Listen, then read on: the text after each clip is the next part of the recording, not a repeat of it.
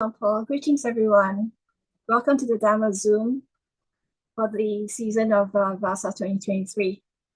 We're very pleased to welcome Luang Por Pasanno, who is live from the Abhayagiri Monastery in California, here with us. So with our palms in Anjali, let us all now pay respects to Luang Por by chanting Araham.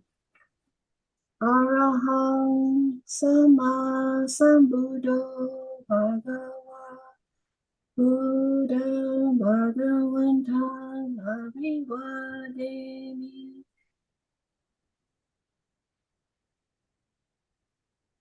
Swakata Bhagavata Dhammo Dhammam Namasami. Supatipano Bhagavato Sawaka Sangho Sangham Namami.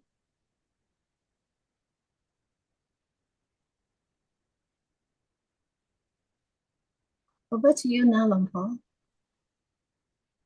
Okay, so we could just greetings, everyone. I'm sure the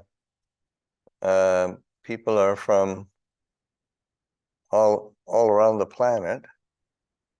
So greetings from whatever time zone you're in. Here in where I am, it's 4 o'clock in the afternoon. So it's a reasonable time, and I guess Singapore is about 9 o'clock in the morning. 7 a.m. in the morning, Luang Por. 7 a.m. Okay. 7. Okay, early. So, at any rate, it's an opportunity for us to gather and to share the Dhamma.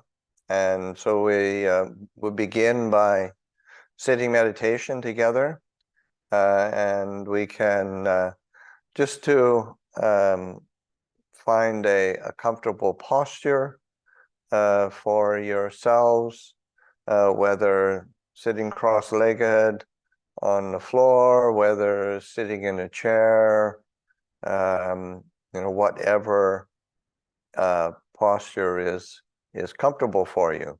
And main thing is paying attention to posture, having an upright and stable posture is really important, because in an ideal world you would have an upright and stable mind as well.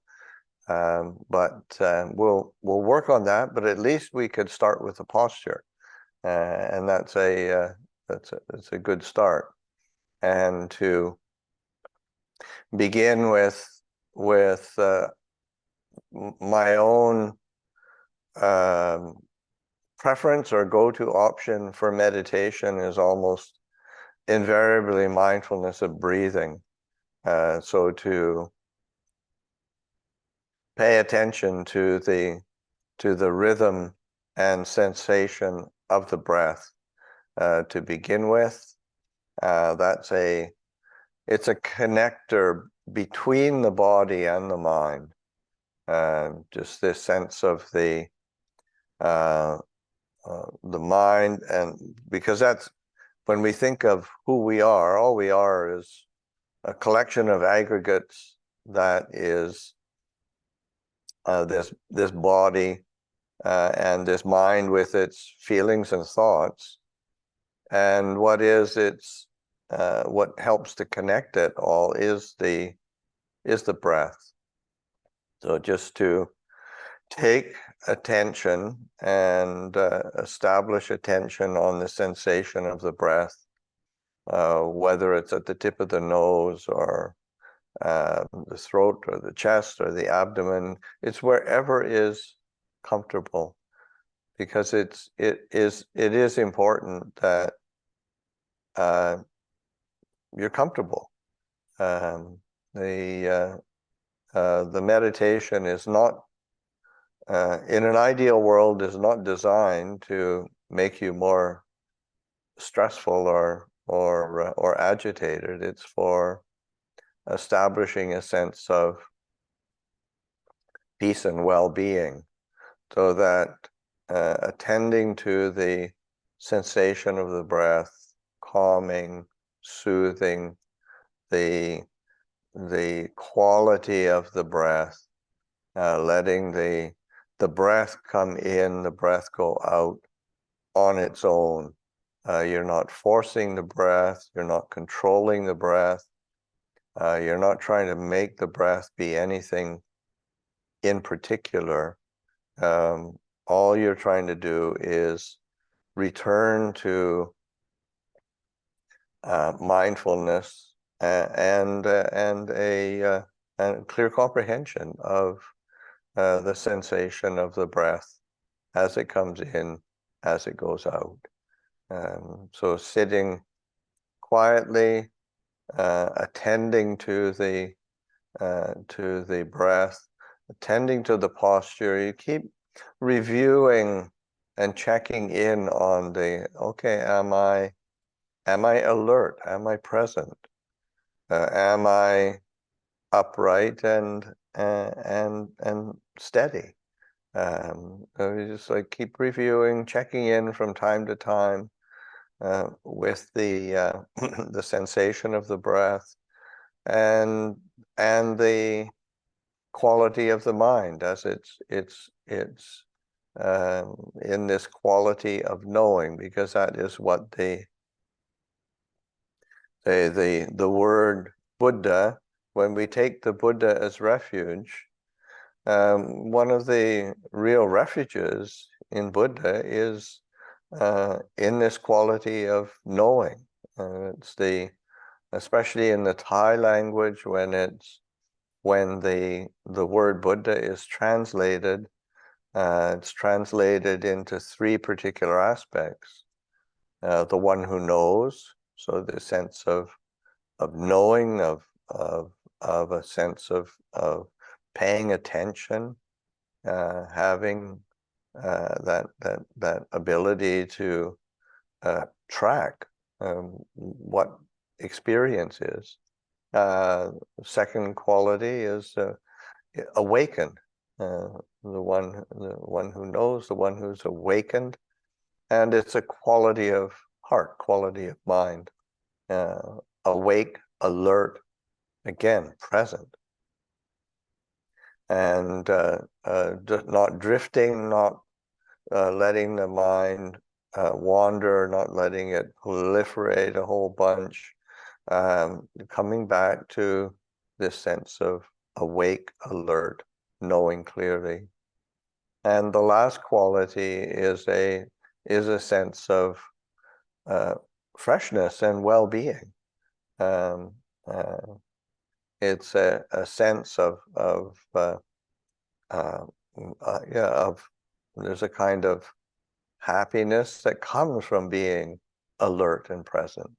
There's an ease of body and ease of mind, and there's a kind of a freshness and exhilaration. It's not, we don't do it to make us dull. We do it to actually be awake, be alive, and really, and that's that quality that allows us to really learn from the meditation, learn from our Dhamma practice. So we can take this opportunity to sit quietly, and I will ring the bell at the end of the meditation.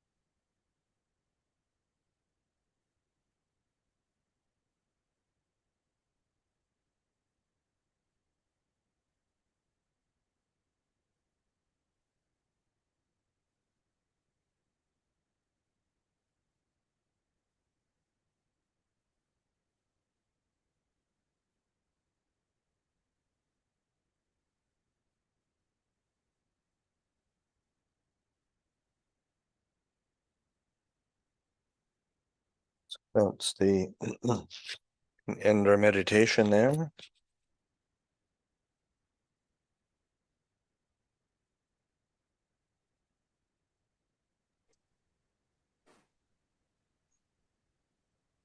Thank you. Thank you, Luang Por. We'll now request the Dhamma Talk.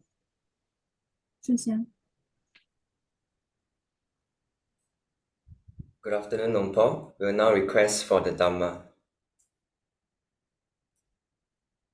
Brahma Jaloka Dipati Sahampati Patanjaliyan Diwarangaya Chata Santi dasatha parajaka jadika dese tu dhammang anukampi mampajam.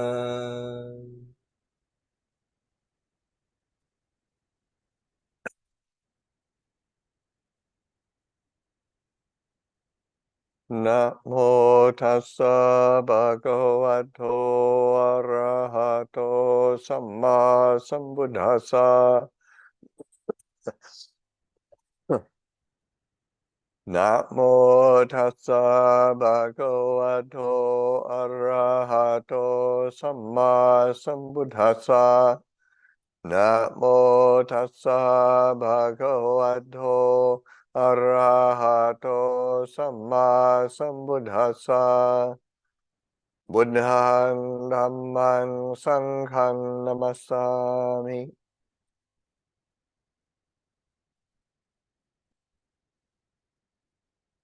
Hey, just a welcome to everyone who's joined, and also an anumodana for organizing this, giving the opportunity for people to have these series of teachings for the traditional Vassa period, the rains retreat period. It's extremely skillful and I think beneficial. I saw the the list of all the teachers, and it's quite a great opportunity that people will have to plug in to Dhamma through this 3-month Vassa period. And traditionally, the rains retreat period is a time of say, for the monastics to not be traveling, or if they are traveling, then it's not for more than 6 nights away from the monastery, and it has to have some important or relevant purpose, say teaching the Dhamma, looking after sick bhikkhus, or looking after sick relatives for some reason. They to give encouragement to people who are ill. So it's a but it is a focused period of time for us as Buddhists. I mean, when the monastic community is stable and steady, and then focusing, and the purpose, of course, is to focus on the study of Dhamma and Vinaya, the teachings and the disciplines, and how do we live that? How do we put that into practice? So that's definitely a focus, and when the monastic community is focused on that, then as just that interdependent nature of the way that the communities are established, the monastic community and the lay community. The lay community has the opportunity to see and to plug into good examples of the teaching, of the training, and to be able to support, encourage your practice.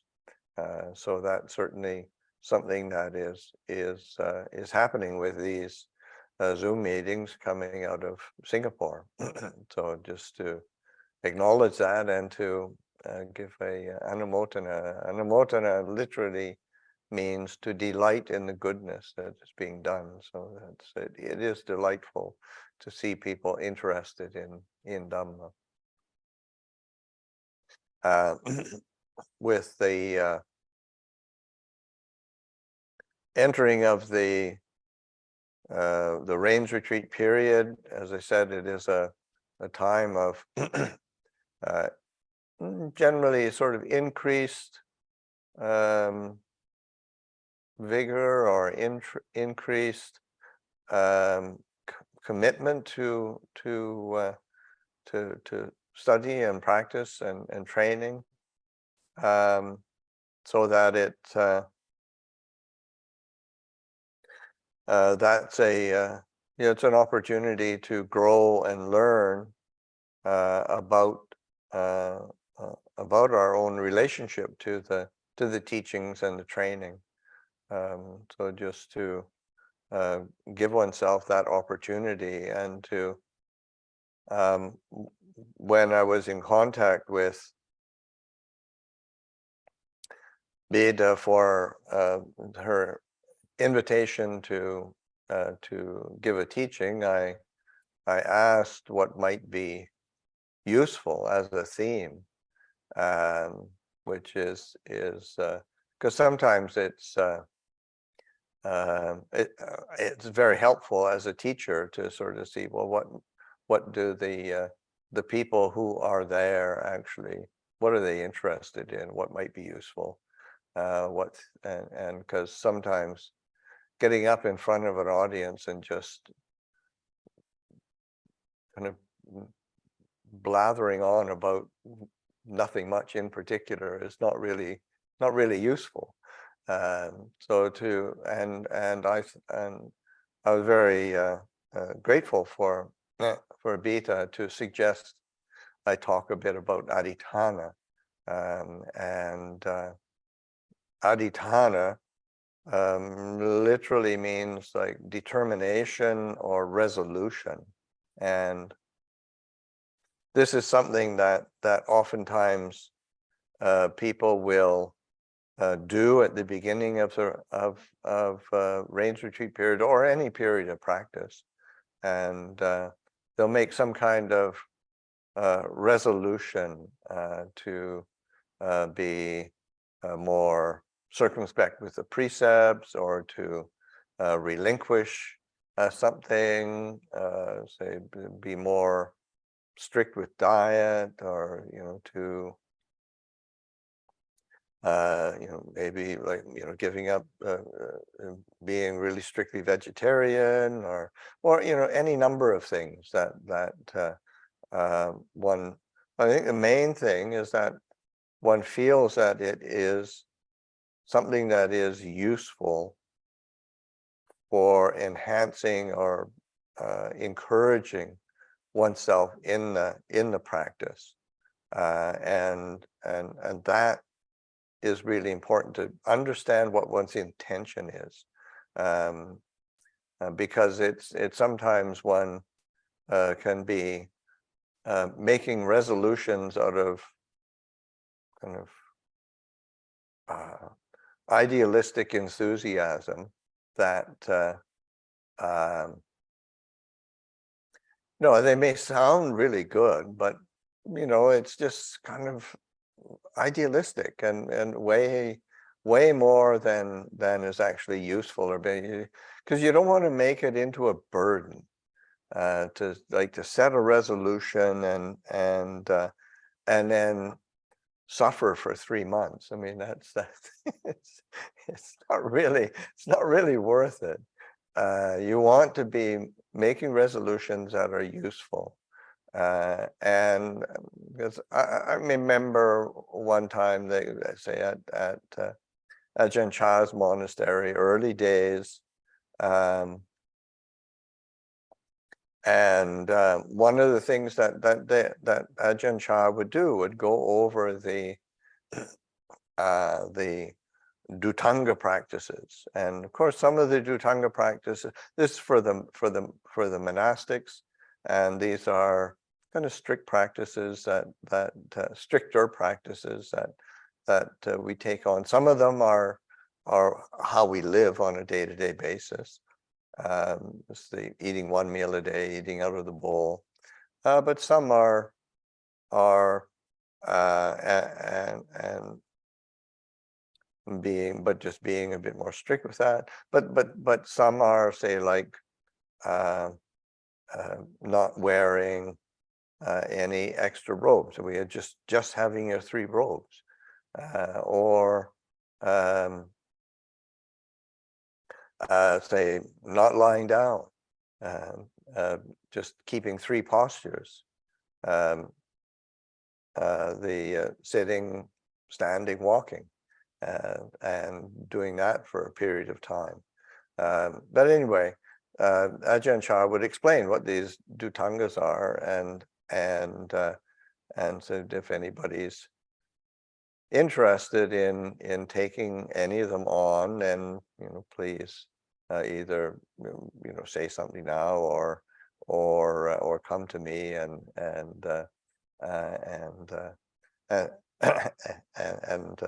talk about it, but anyway, then immediately one of the Western monks, he puts his hand, shoots up, "I'll take them all, I'll take them." And was sort of just so unrealistically enthusiastic that Ajahn Chah, no, that's it's what the intention is wrong. Just it's you have to think it through. What's actually going to be supportive of the of practice? And when we think of supportive of practice, we want to be thinking of long-term benefit, not just some sort of short-term goal. You want to be laying foundations in your practice and training that really give one increased skill and increased qualities within the heart, because that's one of the, say, the adhitthana as a resolution or determination. Those are it's one of what it is. I mean, it's one of the paramis, and this is something that paramis are qualities that are extremely wholesome qualities that you want to be a part of your character makeup, personality makeup, that you want to be supporting and developing, so that you're uplifting the heart, strengthening it through a sense of clarity and goodwill, rather than forcing the mind to do something. So that that quality of, because the rest of them are, it's similarly. I mean, it's like generosity is a parami. It's a extremely beautiful, wholesome quality that helps the heart cross over. That's the literal kind of meaning of the word parami, has this indication of a crossing over. So qualities that help one cross over from confusion to clarity, cross over from suffering to peace, cross over from the defilements to purity. cross over from samsara to nibbana. These are very important qualities, and so that generosity, sila, virtue, integrity, nekamma, kind of renunciation, relinquishing, a willingness to relinquish and let go, wisdom, panya, discernment, sense of virya, effort, energy, khanti, patience, and then satya, truthfulness, being.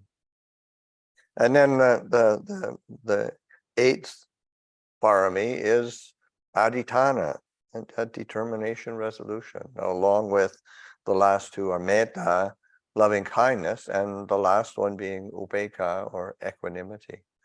But recognizing that something like adhitthana is in a constellation of beautiful heart qualities and qualities of mind that allow us to have the strength of heart and the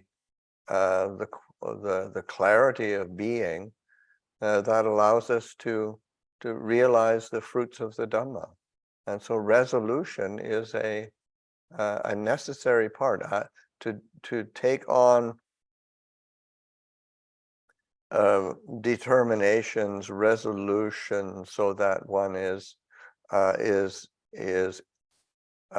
strengthening the mind, strengthening the heart, encouraging oneself. So that's Ajahn Chah would always emphasize, when you make an adhitthana for something or in something that you can actually accomplish, that you can achieve. So that because you want to succeed at it, so that you feel encouraged and uplifted.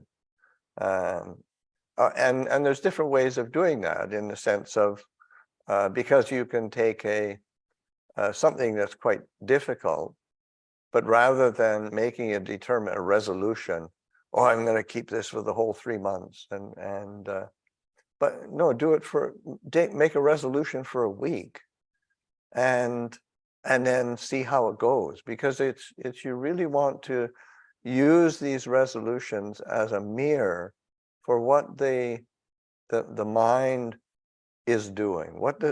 How does the mind react to say putting forth the effort to keep the precepts really strictly, okay, this rains retreat, I'm really going to try to keep my 5 precepts really strictly, and then but if one starts, I'm going to really make it absolutely pure for 3 months, and then the first time that you've kind of stretched the truth a little bit, you sort of, oh, I'm such a hopeless failure. This I'm a lousy Buddhist practitioner. What's the point of doing this anyway? No, you want to do it in increments of time, and with a resolution, and so you feel really good about having done it, and you're learning about how the mind reacts and responds, so that you can adjust it accordingly as you go on. You can, because that's the point of and it is important to remember, to recollect, that the point of Buddhism and Buddhist practice is that it is a training, and the word training is also the same words, or say, for education. So we're educating ourselves about the nature of our own mind, our own heart, our own being, and its relationship to the world around it.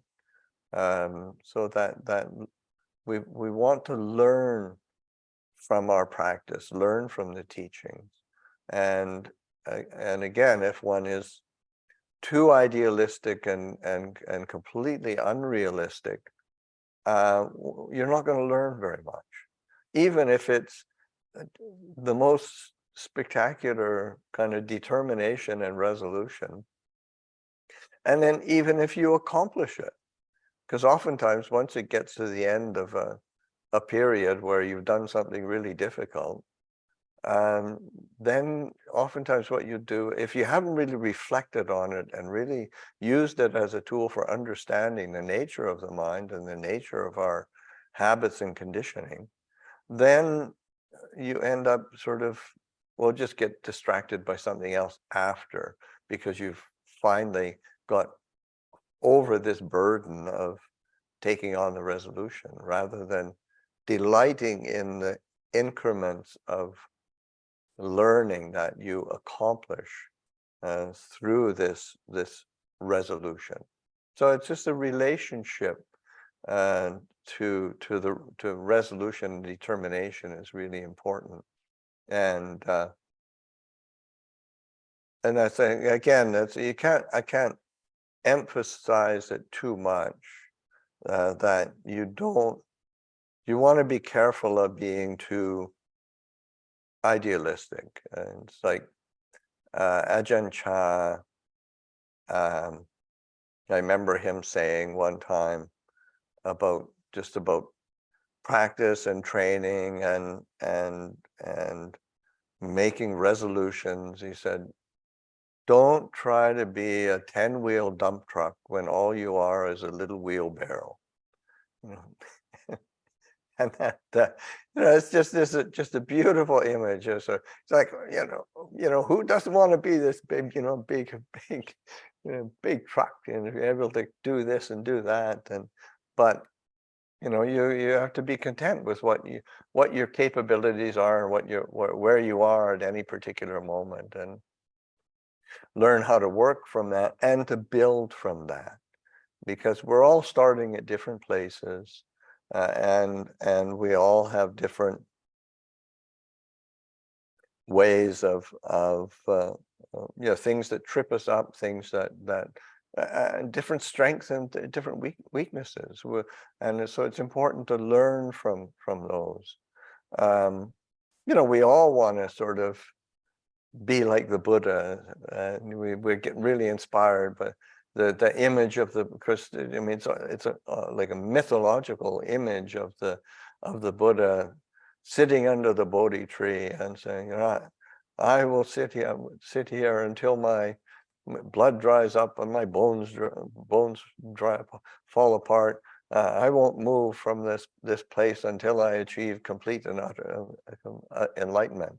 We all like to do that, but yeah, I mean, we have to be content with being that we're not Buddhas, and the Buddha was ready to do that.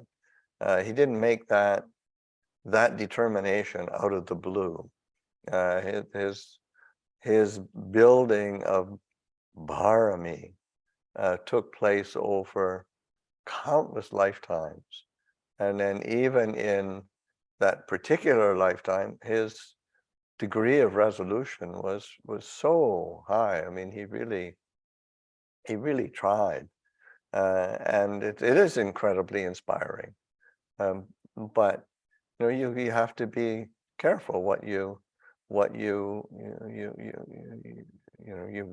Just because you want to be like the Buddha doesn't mean you can do it just because you want it or set a wish for it. That's like wishful thinking, which I can remember I did that myself. I remember being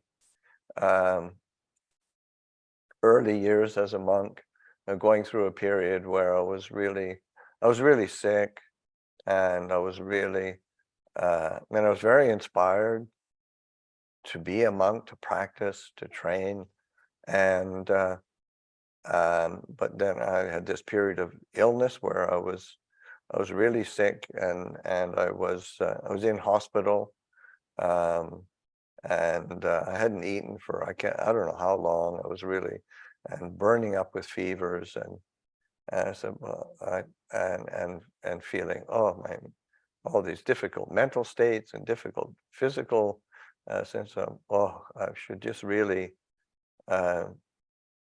get up and sit meditation, because I've been laying with these high fevers, and I should just get up and sit meditation and determined to sit until either the fever passes or I'm enlightened. So, I mean, I did. I got up and sat, and it was very inspiring for a few seconds anyway. but then, reality kicks in, and I was really sick, and I had no energy, and my mind was not anywhere close to being able to do anything like that. So I had to collapse into a fever again. But it's just, the mind can go ahead of itself, and of course, so that's actually, it's really helpful to have that quality of the mind to conceive of something that we don't yet know or experience, and set an intention and a resolution to want to experience that, to want to know what it's like to have an integrity of virtue, to have an experience of calm and clarity, to have an experience of real discernment and wisdom. That because the mind can conceive of that we actually establish the resolution to want to practice, to want to join a Zoom meeting for the beginning and through this rains retreat, and to study and learn about the Buddha's teachings, to gain more understanding. And but so we're doing that because our minds can conceive of that, but we also, you want to be tempering that resolution and that determination with a certain discernment and wisdom as to what is useful, what is beneficial. And this is a really important Dhamma principle, in that, in terms of, say, like that setting resolution, what we're going to do, what we wish to do, or when we're reviewing, what is the result of our experience? So rather than reviewing it in terms of, did I like it? Did I dislike it? Did it, was it gratifying or not gratifying? Did people praise me or blame me? I mean, it's more around is it, and to use and to throw in the Pali term, kusala and akusala, because the word is, it's hard to translate into English. I mean, it's sort of good or bad. Kusala is what is good. Akusala would be what is bad. Kusala is also what is wholesome. Akusala is what's unwholesome. Kusala is skillful, beneficial. So it has these flavors of meaning to them, so that when we are going to do something, or when we have it, or when we're reviewing say the fruits of the particular practice that we've taken on, was it beneficial? Was it useful? Was it wholesome? Was it skillful? Because it has these different nuances of experience. So part of it is the that which is kusala is something that is it's skillful, it's clever. I mean, it's aligned with discernment and wisdom. It's what supports discernment and wisdom, a clarity of thought processes, of cognitive processes that bring about clarity. Emotionally, it's grounded in well-being and happiness. It's what is peaceful and steady. It's not agitated or clouded. Say akusala would be when the mind is clouded, or that's why I say, like in the hindrances, 5 hindrances, the 5 nivarana, say like sensual desire, anger, ill will. These are akusala, and and they're pretty universally agreed upon that they're these are not beautiful states, or not good states, so they're akusala. But something like dullness or drowsiness or restlessness, worry, they're so common that we don't recognize that these are akusala, but it's not as if they're bad or evil, but they impede the progress towards wisdom and understanding and clarity and peace. So that these anything that helps to develop a continuity of the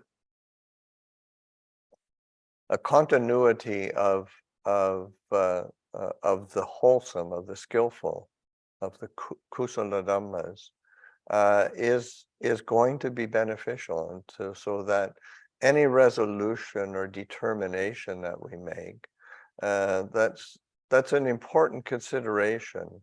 Is it, or when we're reviewing as we're going along, is this helpful? Is it useful? Is it increasing the wholesome and the skillful, or are the wholesome and skillful decreasing? And if they are, then how do I adjust this practice? How do I work with it so that I learn more from it? Because learning in a Dhamma sense should always be so that we're learning in ways that help to free the heart from suffering, free the heart from dukkha. That's the whole purpose of the Buddha's teachings. I mean, the Buddha said it himself over and over again. I teach only 2 things: dukkha and the ending of dukkha, so that whatever, say, resolutions we make or determinations that we make should be in aid of that understanding, seeing more clearly dukkha, how it arises, how experiencing the cessation of dukkha, and paying attention to the path leading to the ending of suffering. It's these fundamental principles that the Buddha laid down are really important to not forget, to recollect. And of course, during a period like the Vassa, the rains retreat, those are it's a perfect time to be reviewing and experimenting as well. What kind of resolution might be useful? Don't be afraid to experiment, because it's when we experiment, we're giving ourselves the opportunity for increased learning, and even if we think of something that we want to experiment, we want to try out, see what kind of, to determine to do a particular practice, even if it's difficult and we aren't able to do it, as long as we acknowledge it really clearly, then we learn from it.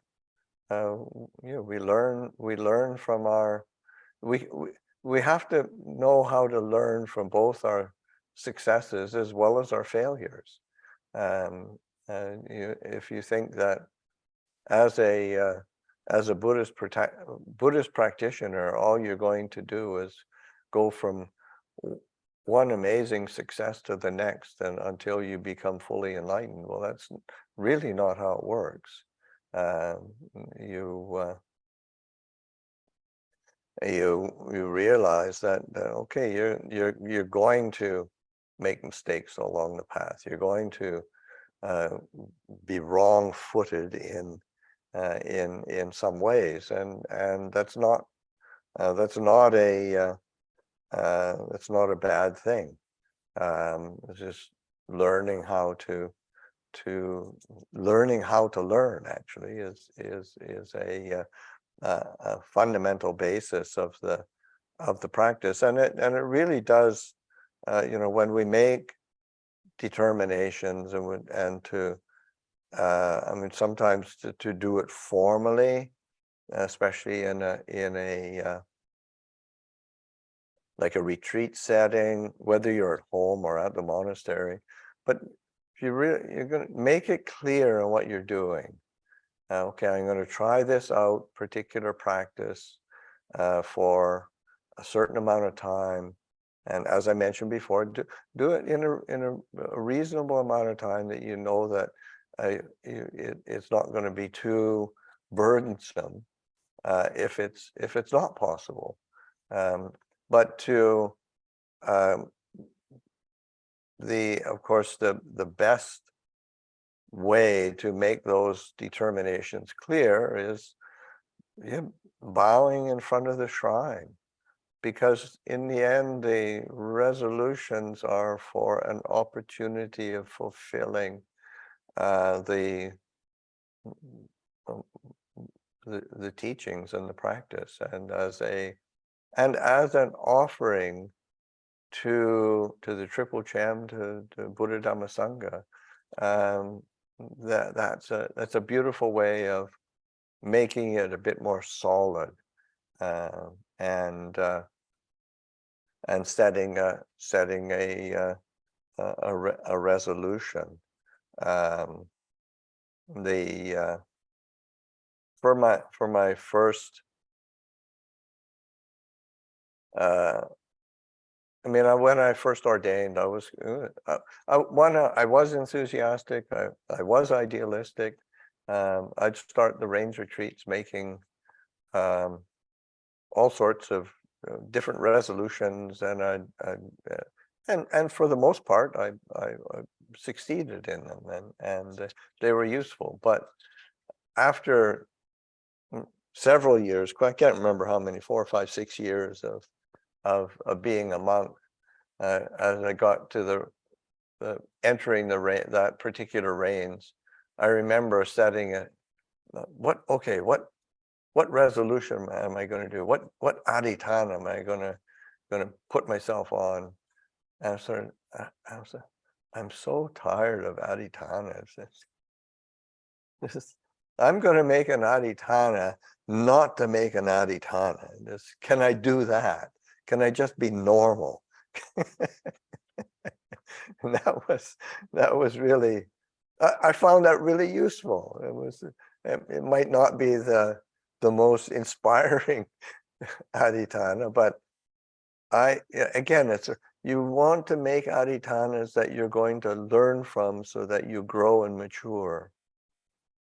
And it's a really laying that foundation for oneself. And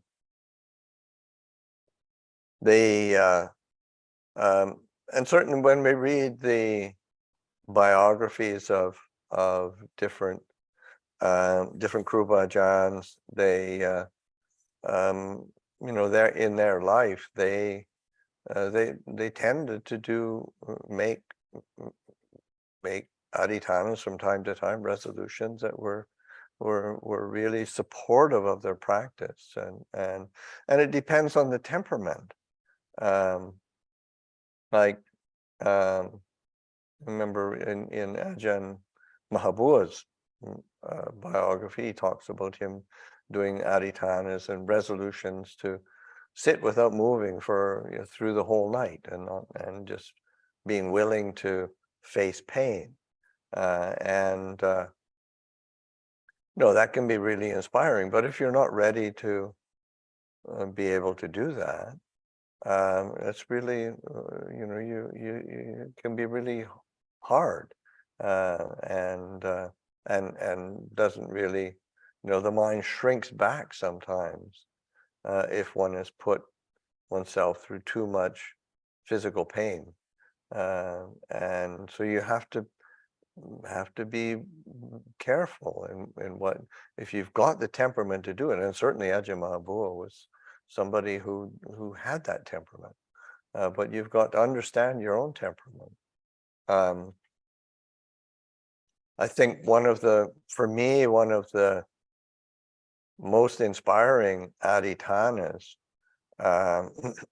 is Ajahn Chah's adhitana, and I can't remember exactly at what point in his life he made this resolution. I think it was during the period as he was just beginning to get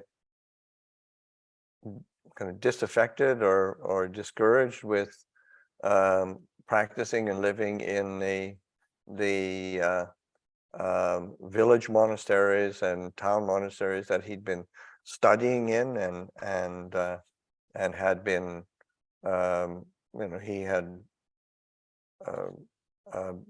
been he was very assiduous in his study and learning, but he felt that there was more to the Buddhist teachings than that, and then he went off to find proper teachers, and that's where he met. Shortly after that is when he met Ajahn Mun, and then a real trajectory for his practice really took shape. But I'm not 100% sure. My memory isn't serving me so well on this time. It could be shortly after he started practicing within that forest tradition.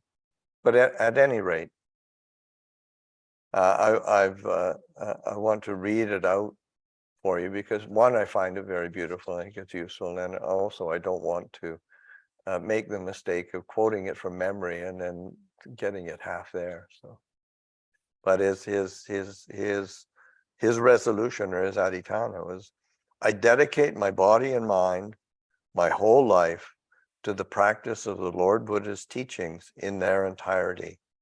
I will realize the truth in this lifetime. I will let go of everything and follow the teachings. No matter how much difficulty I have to endure, I will persevere. Otherwise, there will be no end to my doubts. I must make this life as even and continuous as a single day and night. I will abandon attachments to mind and body and follow the Buddhist teachings until I know their truth for myself. And so to me, that's one of the most inspiring aspirations and determinations, adhitanas, and it's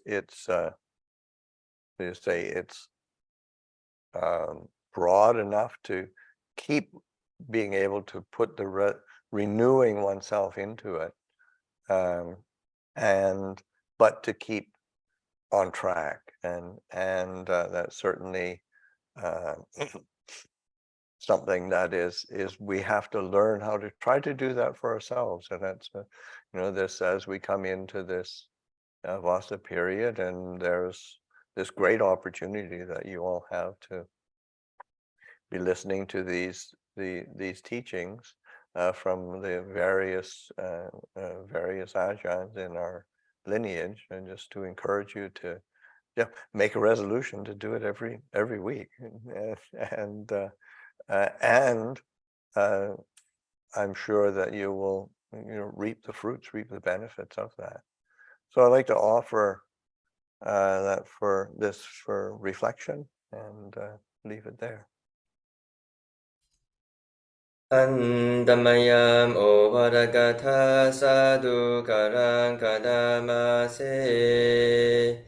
สาธุสาธุสาธุอนุโมทามิ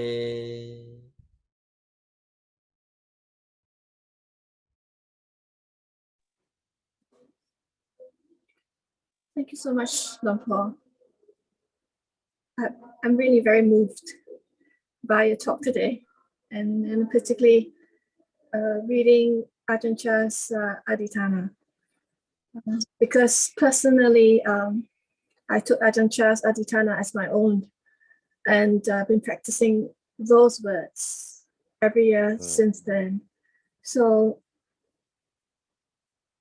it's a great reminder of this impermanence of this life, as well as this journey coming to an end. So there's a sense of urgency in his Aditana, and it's really very inspiring. Thank you so much, Luang Por. Lovely. So now I'd like to open the floor up for Q&A session.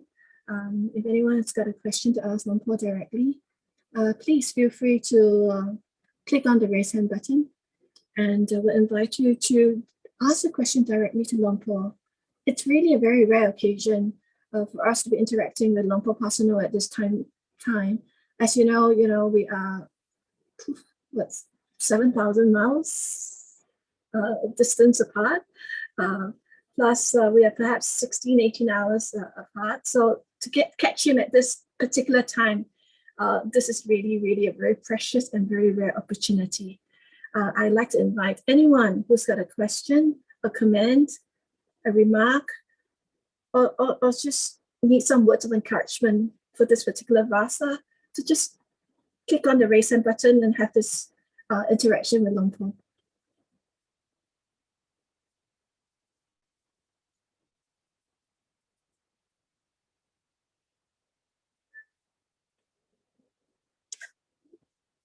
Please do not be shy.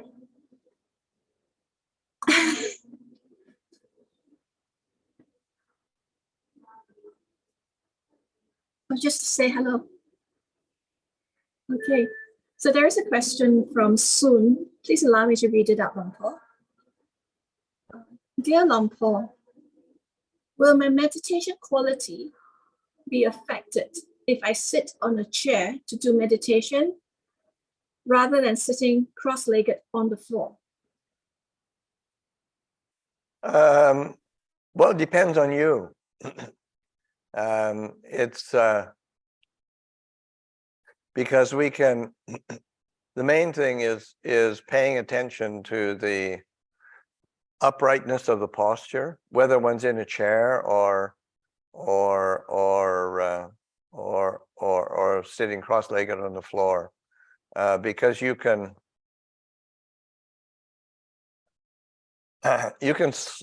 slump quite readily when one is sitting cross-legged on the floor as well. So it's much more around the physical posture, and then of course the attention that one is paying to it. And the reality is that sometimes for some people the sitting on a chair is necessary because of some physical limitation, and or just age. I mean, I've been sitting on the floor for 50 years now as a monk, and I see my body aging, and I start wondering, okay, how long how long do I have before I'm, well, I'm sitting in a chair right now giving a Dhamma talk because my knees are what they are. So it's much more, the meditation quality is going to be much more affected by say, if you slump into the chair, then your mind is going to slump as well. So just using the opportunity, and it's like having and whether one's sitting cross-legged on the floor, so it's helpful to have a cushion or to give an upright posture. I mean, there's not that many people I know who can really, say, like sitting full lotus in cross-legged posture and have an upright posture for an extended period of time. I mean, there certainly are plenty of people who can, but I think most people have a hard time. For the most of us who are grown up in this modern age, we haven't grown up on the floor like say, like in say a generation or two ago in Asia, and so that so just physically we have some limitations. So to be able, have a cushion, have a bench, so that one has an upright posture. If you're using a chair, then make sure that you're attending to, keeping the feet flat on the floor, keeping the getting a chair that is not too comfortable so that you're slumping back in it. Something that helps to prop the back up nice and straight. Like I've got, actually, when I had this particular chair out, it's just a folding chair. And somebody came into the hall, so you need a proper chair. And I said, well, this is a proper chair because it's comfortable enough to be sitting upright, but it's not so comfortable that I'm going to fall asleep or drift off. So, so I hope that helps with.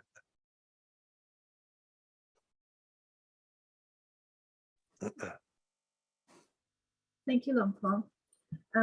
There is another question, and this is in follow-up to your talk on Aditana. And the question here is, Luang Por, is Aditana like making a wish on birthdays? Well, I don't know what you wish on birthdays, but I think if I wish to fulfill the Buddha's teachings and to practice more diligently on my birthdays, that would be a good wish.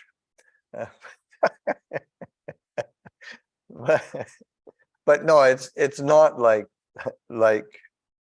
making a wish on your birthday. It's a clear resolution and determination to embody and draw close to things that really do, because as I said,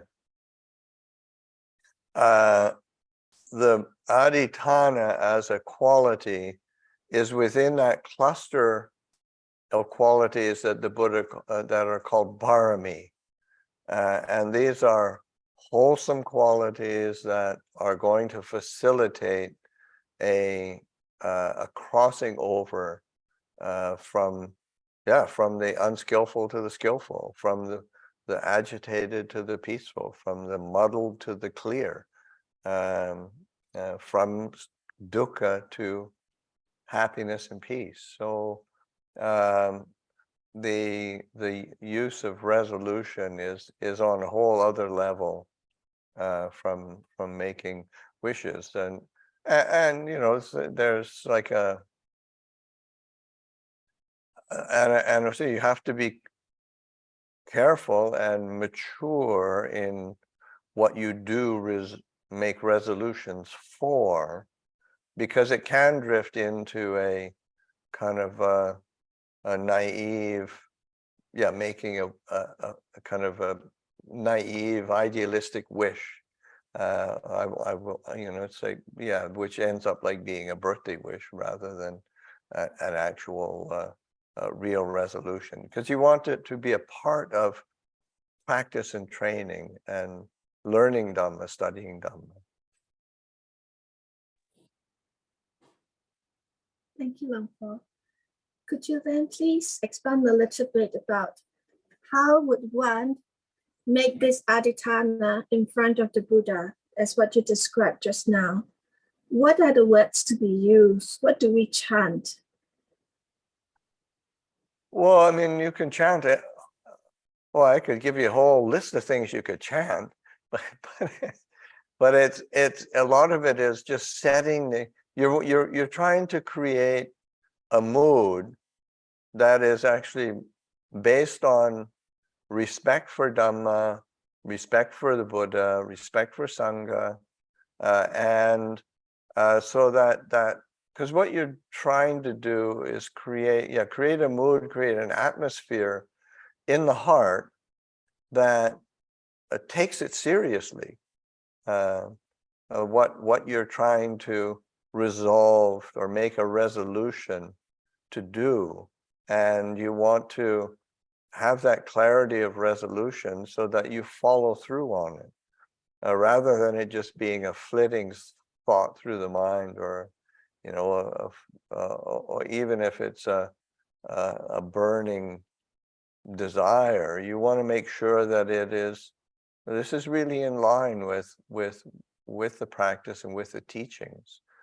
So doing it with the refuges of Buddha, Dhamma, Sangha as a witness, it lends a certain gravity to it. But that gravity comes because of one's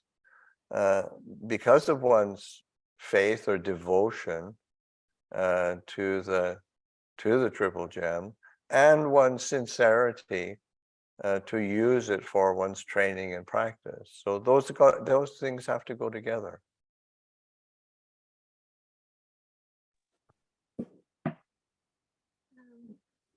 Another follow-up question, Luang Por. What if you fail in that adhitthana? And how do you come back and make amends? Well, the thing is if you don't fail, you don't learn. So you shouldn't be afraid of failure.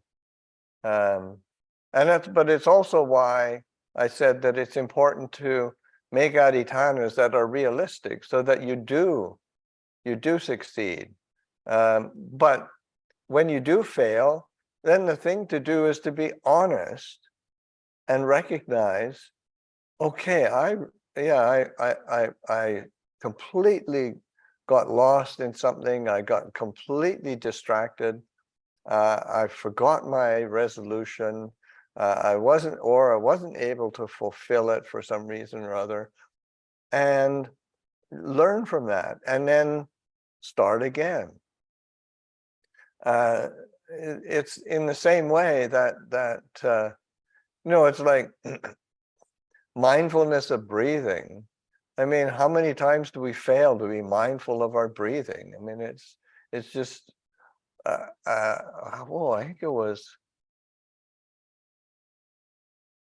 think it was the Zen master Dogen Zenji who wrote that the practice, true Buddhist practice, is one mistake after another. So because if you're not willing to try something, then you're not extending yourself. But but you have to be recognizing and paying. Oh, I failed at that. Why did I fail? Where did I go wrong with that? What tripped me up? And then that's what you learn from, and then you start over again. You start again. I mean, the skill in our practice is not so much of how how good it looks on the outside or even to ourselves, but how much do we learn, and how well did we deal with adversity? How well did we deal with difficulty, or how well did we deal with failure? It's really important to learn that. There's a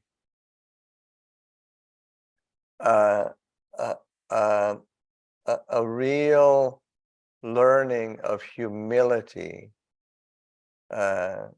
when you're through our difficulties and our failures, because sometimes we want to prop up the illusion of being somehow successful, or at least somehow competent or whatever, but the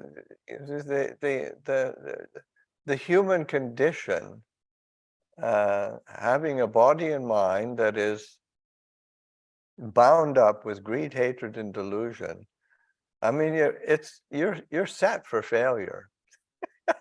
So you have to be able to be really humble within those limitations of greed, hatred, and delusion, and really see how we suffer, and be willing to finally let go of it.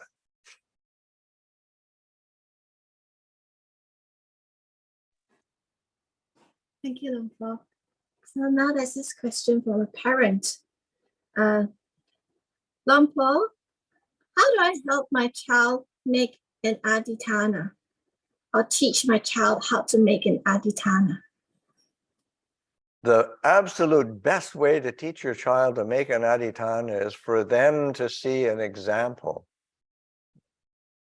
which means you. That sense of trying to teach children, or teach anybody about Dhamma, about truth, about resolution. It's to model it yourself. That's the best way.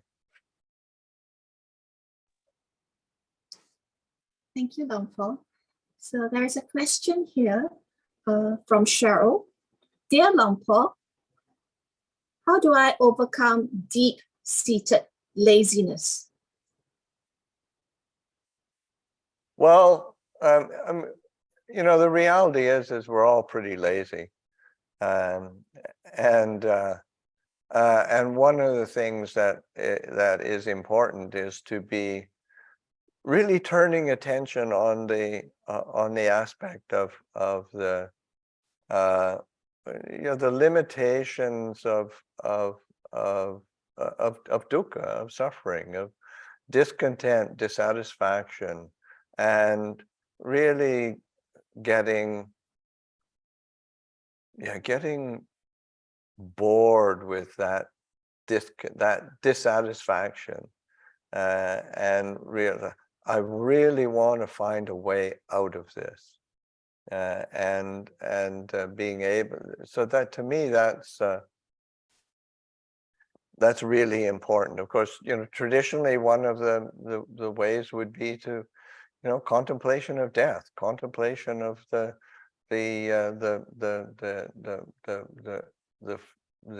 fragility of life, contemplation of all of the say limitations of say illness and sickness that the human body is prey to, the dangers in the world around. Those are classic ways of reminding ourselves. But it's so much as I think of just paying attention to I on yes, we do have deep-seated laziness. We all do, but we also inherently, every single one of us prefers to be happy rather than to suffer.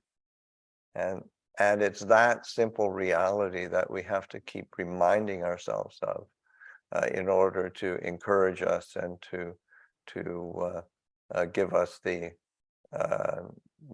determination and resolution to keep practicing forward.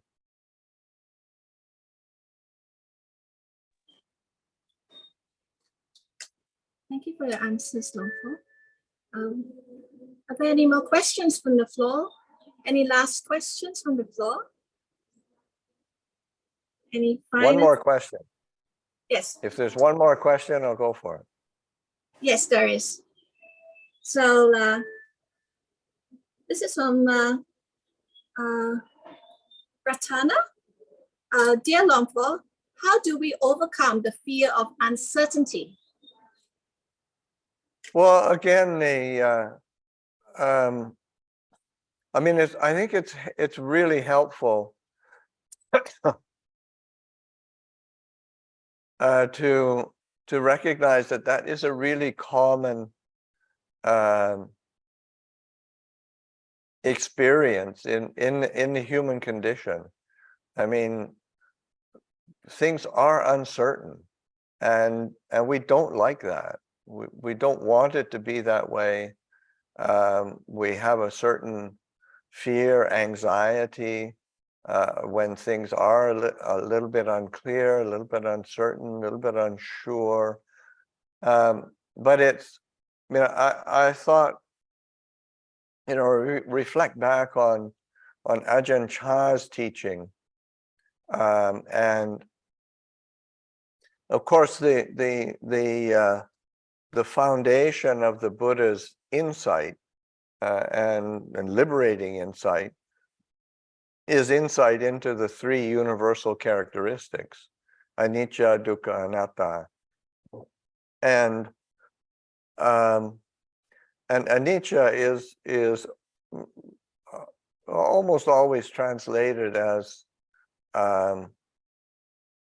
impermanence or change, the changefulness of conditions, and which is I mean, that's I mean, it is true.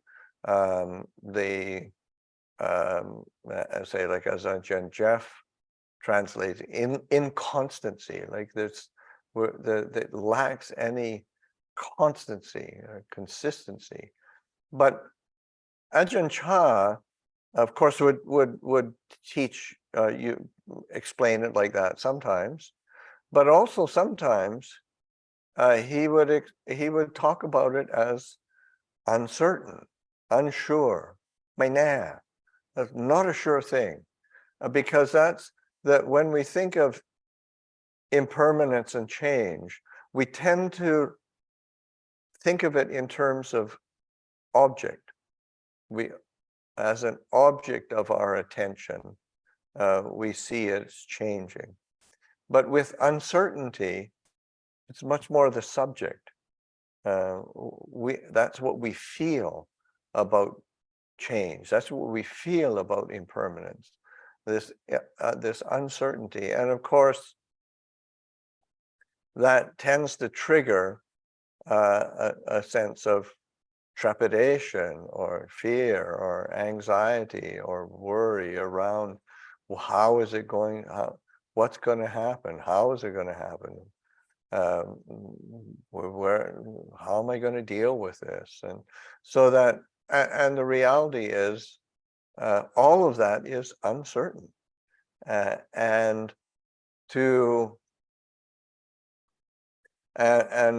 one of the things that I found really, really transformative in my relationship to fear, and say fear, anxiety, and especially around uncertainty, was there's and it was just fear as a mental state is a moha condition. In terms of Abhidhamma, when you classify the roots of different emotions and mental states, they'll track it back to the root.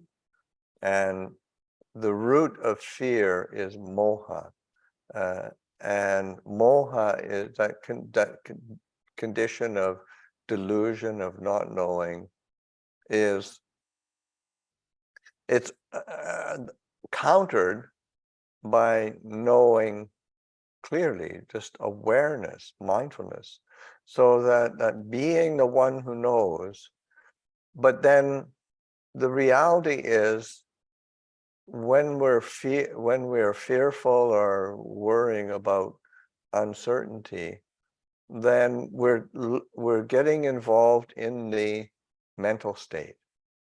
We're getting involved in the mood. And to be able to bring awareness and attention back to the body. And what can I be sure of right now? Well, I've got a body. I'm breathing. I feel my hands. I feel my legs. I feel my spine. So bringing attention back into the body, so that there is a continuity of awareness and attention, and that continuity of awareness and attention, that continuity of knowing, is your direct counterpoint to fear. There's not room for fear when you're clearly knowing and experience.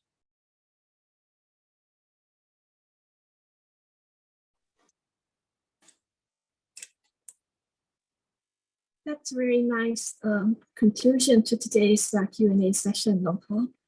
That whole continuity of practice, the continuity of determination. Yes. And on this whole journey. So we're very grateful for your time today, Luang Por. We're also very grateful for your graciousness in sharing your pearls of wisdom. As we enter the Vassa this year, 2023, we will also like to extend our well wishes and our goodwill to you, Luang Por Pasanno, as well to the Sangha at the monastery. May you all receive the blessings of all our lives here, gathered here, for all your well-being and your support during this fast. We also take this occasion to seek for your forgiveness. In a little while, as a global community, we will chant the seeking of forgiveness virtually, and may you receive those words wholeheartedly and sincerely and respectfully from all of us here. Sadhu, sadhu, sadhu. Chun-Siang.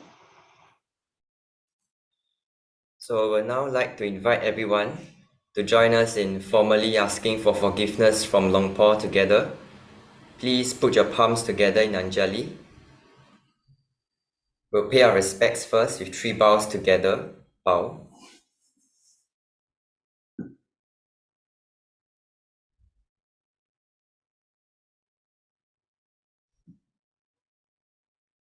Please chant together. Namo tassa bhagavato arahato samma sambuddhassa. Namo tassa bhagavato arahato samma sambuddhassa. Namo tassa bhagavato arahato samma sambuddhassa. Please bow down. Mahathera pamadena tawaratayena kadang sabang aparadang kamatuno bante. Mahathera pamadena tawaratayena kadang sabang aparadang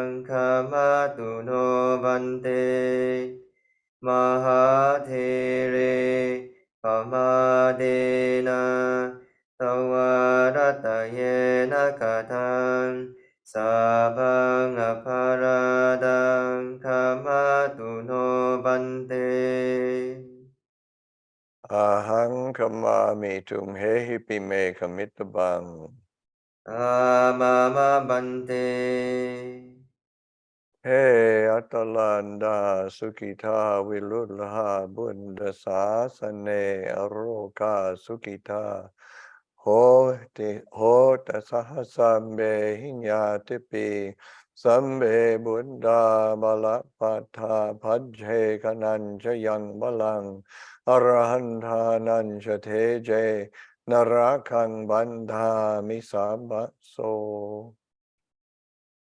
สาธุ สาธุ สาธุ Three bows together, bow.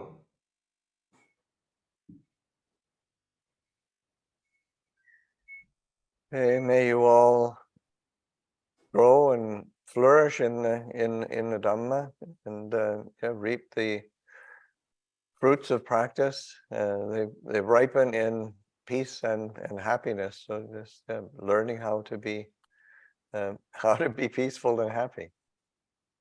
And Luang Por, may we invite you to lead us in chanting the verses of sharing and aspiration as we make this close. Yes, that's a nice way to close, is to dedicate the blessings for the benefit of all beings. And English on page 35 of the regular chanting book. There it is. It's up on the screen. 33. Now let us chant the verses of sharing and aspiration. Through the goodness that arises from my practice, may my spiritual teachers and guides of great virtue, my mother, my father, and my relatives, the sun and the moon, and all virtuous leaders of the world, may the highest gods and evil forces, celestial beings, guardian spirits of the earth, and the Lord of death, may those who are friendly, indifferent, or hostile, may all beings receive the blessings of my life. May they soon attain the threefold bliss and realize the deathless. Through the goodness that arises from my practice, and through this act of sharing, may all desires and attachments quickly cease, and all harmful states of mind, until I realize Nibbana in every kind of birth. May I have an upright mind with mindfulness and wisdom, austerity and vigor. May the forces of delusion not take hold, nor weaken my resolve. The Buddha is my excellent refuge. Unsurpassed is the protection of the Dhamma. Solitary Buddha is my noble guide. The Sangha is my supreme support. Through the supreme power of all these, may darkness and delusion be dispelled.